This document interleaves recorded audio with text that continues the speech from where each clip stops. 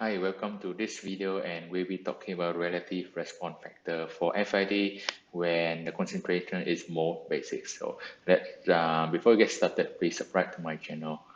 All right, so let's get into this video. All right, so let's first, before we get into relative response factor, let's get some basic understanding of response factor first. So response factor is basically we are using Chemstation from Agilent. It's defined as a compound amount divided by the peak area. So that's the response factor. If you have a calibration table from Chemstation, you have the column something called RSP dot factor over here. That's basically the response factor column. All right, so response factor column is defined by the amount column divided by the error column. So let's say C5 in this case, that will be 1.15 divided by 1072.4. So that you get this number. So you can do a manual calculation, you get the same number on top here. So that's the response factor value. So why response factor is so important? This is because as soon as you have the response factor of a compound, and you should be good to run an unknown sample. And when you run an unknown sample, you should be able to get the error count of that particular peak. And then you have the error count, you have response factor, you can multiply them each other, and you get the compound amount. So that's how you report the concentration of your compound in your sample, right? So response factor is a key in order for you to get this answer. All right, so that's the response factor. But in this case, in this video, we'll be talking about relative response factor. So what do I mean by that? So let's get into this. Relative response factor is defined for FID. It's defined as the ratio of the response factor of a certain compound divided by the response factor of a reference compound. So for this RF, and when it comes to more basic on the FID, the formula is N ref divided Ni. So N is basically the carbon number, and ref is reference. So when it comes to more basics, there's a couple of units that you can be using for this case. Most of the time we'll be using ppm mole or percent mole, or sometimes you may have micromole per liter or something like that. So as long as the top part is mole basics, you should be good to go for this formula on top here. So take note of this, because most of the time for FID, I think most of the time we'll be using mass basics. So for this more basic, you need to be very careful with this. You want to make sure that the units you are using is correct before you can apply this formula. All right. So for the reference, there are three main criteria to select a reference compound. So first of all, the compounds have to be stable in its structure. So something like N-paraffin, they should be stable. But you don't want to choose something like, for example, 1,3-butadiene, for example. That may undergo some chemical reaction, some conversion by itself. So the concentration is not that reliable anymore. Okay, so the next criteria is reliable concentration. So what do I mean by that is the compounds, the concentration that you see from the certificate of analysis, the COA, it should be reliable for you to use this as a reference. Okay, I get into this in a moment when you go into the Excel, right?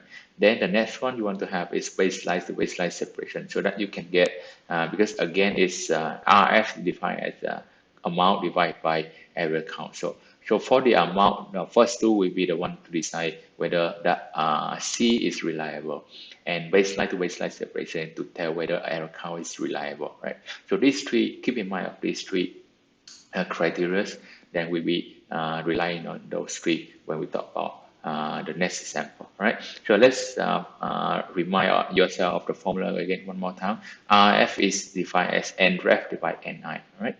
So why this is important? Before I get into that, let me demonstrate. This is something called the theoretical values, right? So without knowing anything, you just need to take the carbon number, divide by the carbon number. You should get your RF over here, all right? But let's prove this one to be right first before we be using this formula for any other application, right? All right, so this is the chromogram that I have for you. I have on everything from methane all the way to enhancement over here. This is a chromogram that I collected for my customer. And where I have this one, what I do have a COA value from here, and the COA is percent mole. Again, you see percent mole over here. That's telling with the percent mole. In this case, we are talking about the mole basic over here. So you make sure that you the concentration is correct in the correct unit over here. All right, so these are the value of the from the COA that I ran this chronogram, right? The chronogram from this standard is having these COA numbers, right? Okay, so when after I run on the on my FID, I'm getting this error count from over here, the error count over here. So what I do, I just enter those number into this column. Okay, so let me show you how to verify this formula over here, whether it's something we should rely on, whether we should believe it or not, right? Okay, so let's I created like a table like this. So let's put into this one. So carbon number is the first column I want to calculate. So I could put, so carbon number is something like how many carbon inside the molecule. So methane we know is 1, ethane is 2, propane is 3, isobutane 4, n-butane is 4, isopentane is 5, n-pentane is 5, and n-hexane is 6. Right. Then the experimental RF, because again RF is defined as compound amount divided by peak area. So what you can do over here is that actually amount over here and then divide by error count. Okay, and I'm going to write the formula down to calculate for everything, right? All right, so the next step is you want to calculate the experimental RRF, which is the relative response factor over here. And in order to calculate the relative response factor, you need to have the reference compound. So in this case, we have a couple of here, 8 compounds in total. So which ones we choose as a reference in this case? So let's go through criteria one by one. The first one is stable structure. Okay, we go through methane to n-hexane. These are all known to be very stable structure. There should be no chemical reaction, no self reaction or whatever, right? So for the first criteria, all of these compounds can be chosen as the reference, right? So, but when it's come to reliable concentration, we need to rethink which one should be a good candidate for this. When it comes to reliable concentration, so what I would say in this case over here, my standard is in the gas form, right? So that's the first thing we need to notice. And because it's in the gas form, I don't quite rely too much on this C5 and C6 because they tend to go back to the liquid form as slightly higher concentration, right? So that's why I don't quite like to pick these 3 as a reference in this case, right? I can go anything from C1 to C4 or probably C1 to C3 because I know for sure these 3 should be as gas form all the time, right? So after the second criteria, I can pick any of these 3, right? And then one more thing, because the reference will be representing all of these 8 compounds. So I'm not going to pick methane, okay, because its concentration is way too high. And when you use this one as reference, the low one over here may have some problem, right? So I would choose either C2 or C3 in this case, right? So after the second criteria, I can go either for C2 or C3. And then the last criteria is baseline to baseline separation. That is when I can look at the microgram. So I have ethane and propane over here. I don't have any interferences around ethane or propane over here. So they are basically baseline to baseline separation. So in this case, I can basically choose anything, either ethane or propane as my reference in this case, right? So it's up to you which one you want to choose. So I want to enter over here so we probably I can choose propane as a reference over here. All right. So when you choose a propane as a reference, what would be the formula over here is the RF is defined as the RF divided by the RF of the reference. So that would be the RF of the compound over here divided by the RF of the reference, which is propane over here. So this one, right? And because I'm going to write the formula down, and I don't want the row to change, I'm going to lock row 7 over here.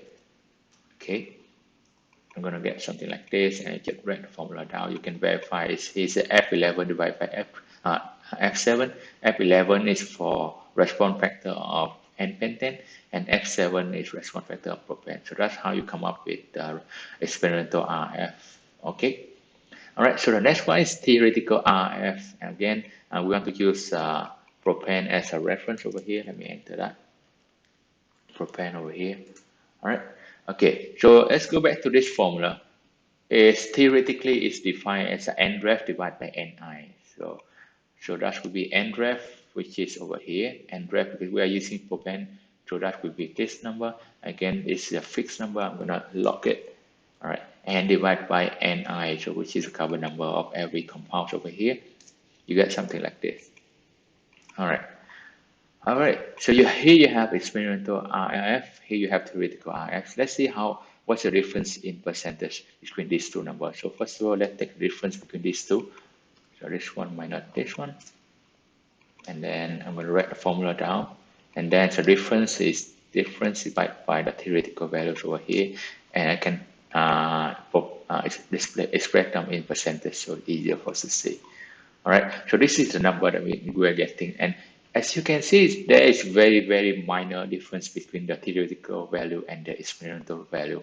So even methane is only 0.1%, and it's going up to 6%. But most of the time, we be good with 10% difference. So even you get 10% difference, you should be very happy with that, and we should be very good to use this standard, and it's very reliable if you're getting this number. All right, so by doing this, what I'm doing over here is I'm demonstrating that the experimental RF and the theoretical RF is very similar for this compound, right? And you want to take note that this formula should work very well with only hydrocarbon.